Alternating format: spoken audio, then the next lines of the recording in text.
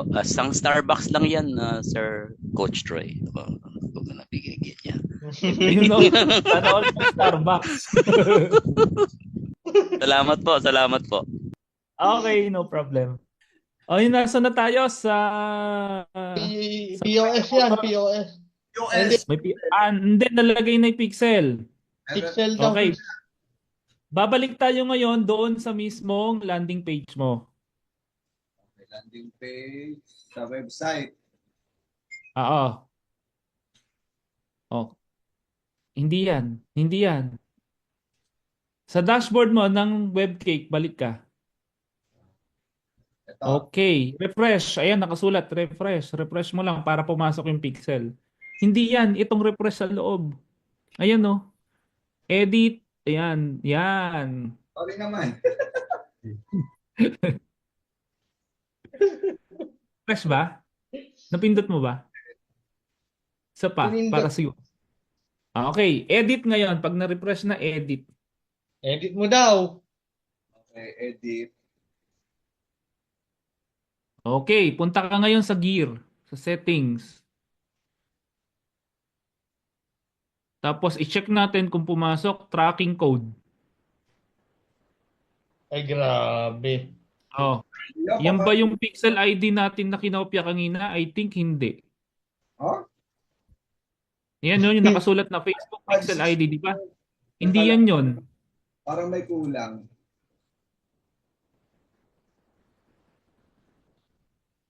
Hindi dyan. Sa Events Manager, pangatlong tab, pang-apat na tab.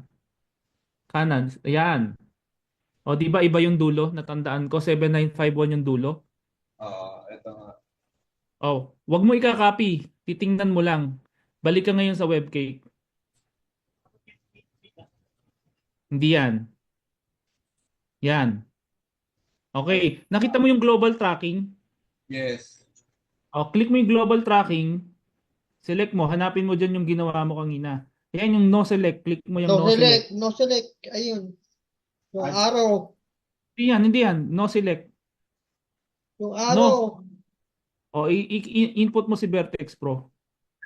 Okay. Tapos, i-delete mo na ngayon yung 8231 na yan. Kasi hindi yan yung pixel na ginawa natin. Ay, yung dataset.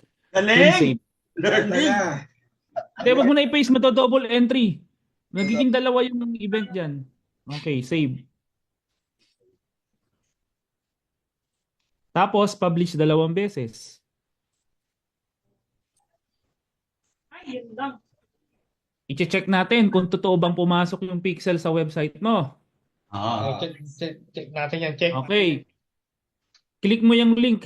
www.vertexprostore. Yan, click mo yan. Click mo yung link mo. Yan, yan, go. O, tingnan natin ha. Google Chrome ba gamit mo? Windows. Chrome. O, mag-open ka ng new tab. New tab, Tapos i-type mo Facebook Pixel Helper. Facebook, Pixel, Helper. Oo, tama. Facebook Pixel Helper. Yung walay. Makiwala. Ayan na. Tapos, Ayun. Pixel Helper. Ayan, search mo yan. Facebook Pixel Helper. Ayan o, sa ayan. Meron na Tapos ako. install mo siya. Idagdag sa Install.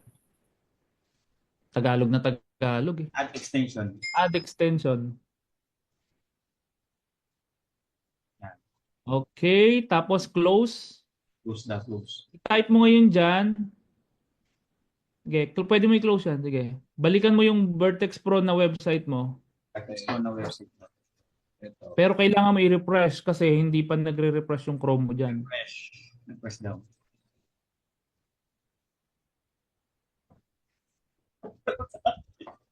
Wait, pahiram ng mouse mo. Sa mouse. Kasi kailangan i-close yung Chrome tapos i-reopen eh. So yung buong browser sarado ko. Pero baka sakaling mag-refresh, tingnan ko ha. Okay. Vertex Pro. Hindi lumalabas. Dapat nandito siya. Yung Pixel Helper. Ito pala. Ayan, ipipin ko lang. Ayun. Malalaman nyo na naka-install na yung pixel nyo, lalabas dito sa part na to, makita mo yung 4. Okay. Ay, meron nakalagay sa akin, 5. Ibig sabihin may 5 events na nangyayari sa pixel mo. Ayun nga, oh. Ano-ano yung event na yon? Page view, scroll depth, time on page, view content. Yan yung mga event na nangyayari sa pixel mo ngayon. Kasunod So tingnan mo yung tingnan mo yung Pix dataset ID mo, 7951 yung dulo, di ba? Oo. Ang nakalagay dito ngayon, 7951 din. Ibig sabihin, tama yung pixel na ginawa mo. Kahit i-open mo to subukan mong i-open yung website ni Bong sa laptop mo, or kahit ikaw TJ, i-open mo, tapos i-view mo yung pixel niya, makikita mo yung pixel ID niya. Sige. Kahit halimbawa, dalawang browser na ginamit mo, same pa rin ang pixel ID. So kahit nasa Europe ka pa, makikita mo yan, same pixel din yan. Kasi lahat ang purpose ng pixel, lahat ng mangyayari sa website mo, Oo nga, ire-record, 7951. which is tama. Pag ganun tama, ibig sabihin, tama yung ginawa natin. Very good. Salamat, Coach. Galing. Ano na mangyayari ngayon? Ready na yung website mo. May pixel Ayan. na. Meron ka ng, kumbaga sa tape, may recordan ka na. Ang kulang na lang ay kakanta or magre-record. So mag-a-ads ka na ngayon. Kaya maganda So, tayo. pwede na kayo mag-run ng ads. Okay na daw. Pagbutihan nyo lang sa creative na lang. Doon lang kasi magkakatalog. So may pixel na si Bong. Okay na yan. Good as nyo na yan. Pwede nang i-run. Kakabit na lang namin yung coach sa may dulo, di ba? Pag sa ads manager, Paano? ikakabit na lang namin yung pixel ID. Sige, mag-run tayo ng sample ng isang ad. Sige, mag-click ka ng ads mo. Pero iihi lang ako sandali. Babalik ako. Grabe. Nakaserte tayo ng upline. Oo. Question po. Good question, Bart.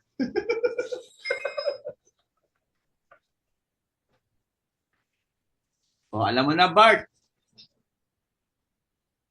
Di ba mag-vertex coding si Kuya Bart? Si Ate Bart pala. Ate Bart? Ate Bart! Ayaw nga pala niya ng Kuya Bart. Yabang. Hindi, okay na yan. Yabang nito ah. Kami nga eh. Type mo, pixel. Yung Starbucks namin ah. Yes, of course. May lang ba gusto mo?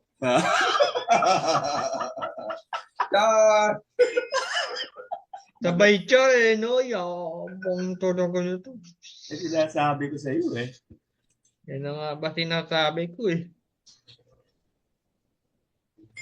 Natin na to. Punta na tayo sa Facebook. Kuya Troy na nga lang lilibre ko. Wow!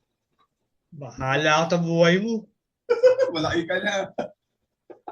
Malaki ka na. Kung gusto ko ni ads manager ko, Dagdagan mo pa yung taon ng trabaho mo. at least, makakapag-resign na. Okay. Ngayon, ano nang gagawin natin? Mag-run tayo ng ads, di ba? Pero eto muna, before ka mag-run ng ads, you have to make sure na yung pixel mo ay gumagana. Hindi sapat na naka-install siya ng tama.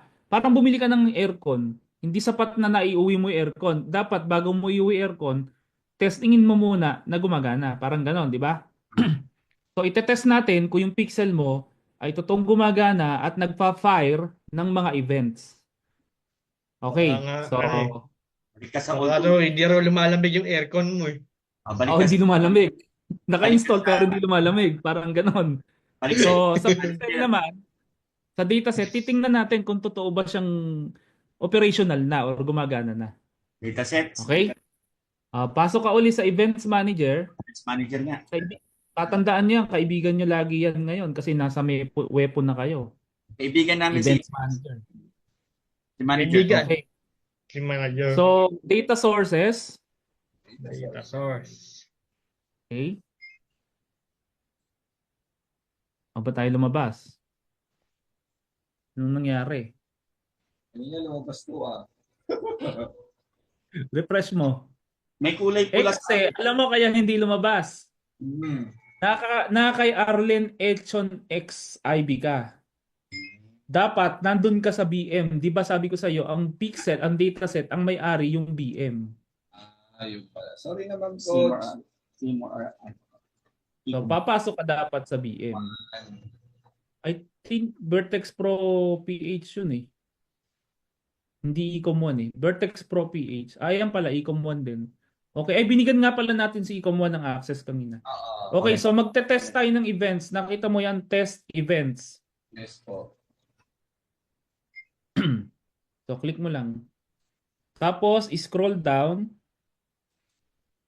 Confirm. Okay, nakita mo yung confirm your server's events are set up correctly. Tapos confirm your website's events are set up correctly. Doon ka muna sa pangalawa. Confirm your website's events are set up correctly. Okay. Okay. So ipasok mo dyan yung website URL mo na magsisimula sa www.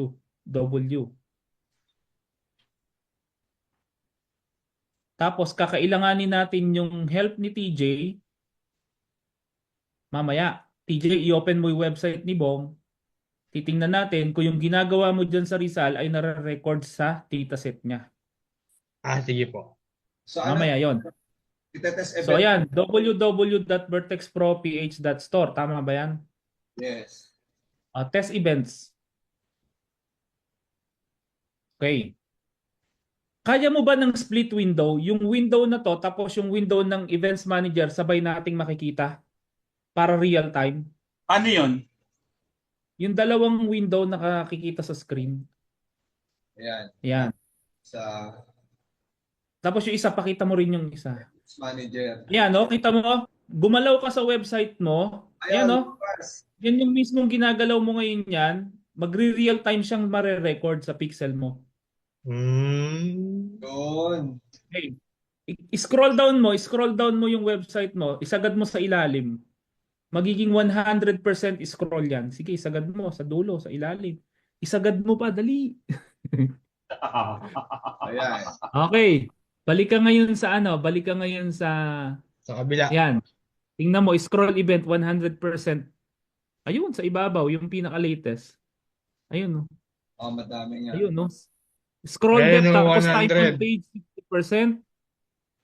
Okay? May 100, may 60% na.